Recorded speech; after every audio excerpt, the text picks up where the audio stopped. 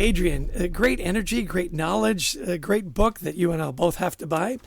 Tell me, what were some of your key takeaways? Well, look, we talk a lot about this, but really was, hearing the neurological point of view of we got to take better care of our brains.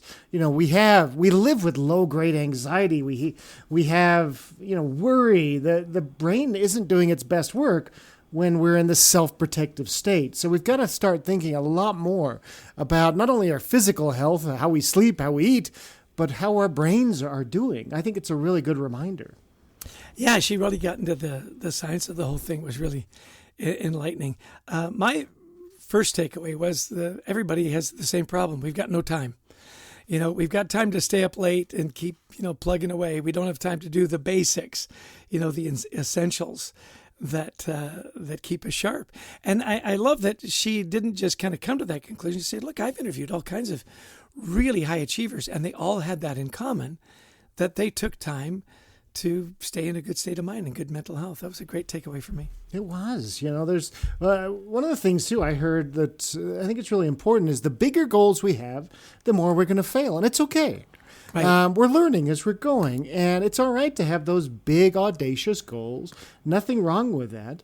Another thing that I thought was really interesting that she talks about, look, our brain is wired to perform at a high octane, 240 minutes a day. Doesn't mean we go shut down and just sit on the couch for the other, 22 hours a day, or 20 hours a day. But we have times where we can do our best work. So do we know when that is? For me, it's the morning. I do good work in the morning, and I know that, and I plan around that. But are we thinking about that? And are we stretching it by maybe doing some micro breaks and figuring out what we can do to keep ourselves going a little longer? Exactly. That micro break thing was great. And the specificity that her one executive got to was unbelievable, right? I'm going to pet the dog for 5 minutes. I'm going to go for a walk for 5 minutes. I mean, when you get to that, sort of specificity, I think it's pretty great. Just that idea that, look, I know I'm running low. Refuel. How do I refuel? Listening to music is one that was an interesting takeaway for me. And, not just a walk or a meal or whatever. Maybe it's a 5-minute podcast or a 10-minute meditation or music.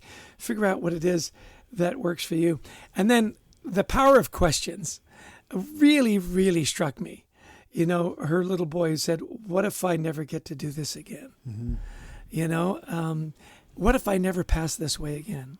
What will I regret? I don't want to have any regrets. I'm going to climb to the top of the cathedral. I'm going to go for that walk. I'm going to turn off my phone. Yeah. I'm going to enjoy the blossoms, and springtime is always such a wonderful time for riots of colors and flowers, and just really take a deep breath. Those micro breaks were really a big takeaway for me. Well, yeah, as well as just this kind of power of the question, because sometimes you and I will go and we'll present in front of whether it's a couple of hundred executives or a couple of thousand. We're about to go up on stage, and sometimes you can your head can get ahead of you, and you start thinking, well, what if I fail? Oh my gosh, these are people with jobs. They have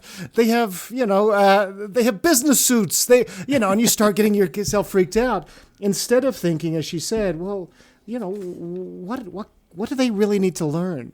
And putting yourself in their shoes and changing the thinking as we go through these things. I think that kind of reframing can be really powerful in our lives. Like the questions of, what if I never walk this way again? Well, what if I don't go out and do my best for this group? And, I think that kind of reframing is really powerful.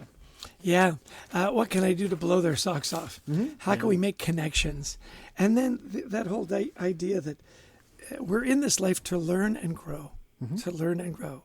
That was a moment in the podcast where I really took a deep breath and went, that's a great way to reframe things. Yeah.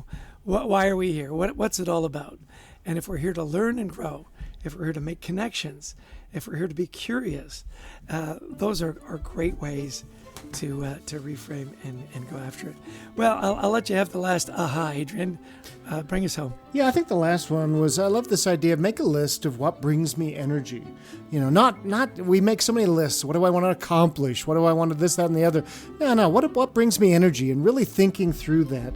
I think that's really powerful. So that's my last takeaway. I want to, thank our guest, Christina Curtis, for being on the show today, for our producer, Brent Klein, who brings all this together, to Christy Lawrence, who helps us find amazing guests, and all of you who've listened in. And if you like the podcast, please share it. We'd also love you to visit thecultureworks.com for some free resources to help you and your team and your culture thrive. And of course, we love speaking to audiences, as Adrian mentioned, and we do around the world. So whether it's virtual or in person on the topics of culture, teamwork, resilience, mental health, give us a call. We'd love to talk to you about your event. And as Christina said, don't wait for great to come. It's here today. Ask for help. Show up. Greatness is here. Don't miss it. Well, that's our story, and we're sticking to it. Adrian, as we close, you always say... Well, thanks everybody for joining us. And until next time, we wish you the best of mental health.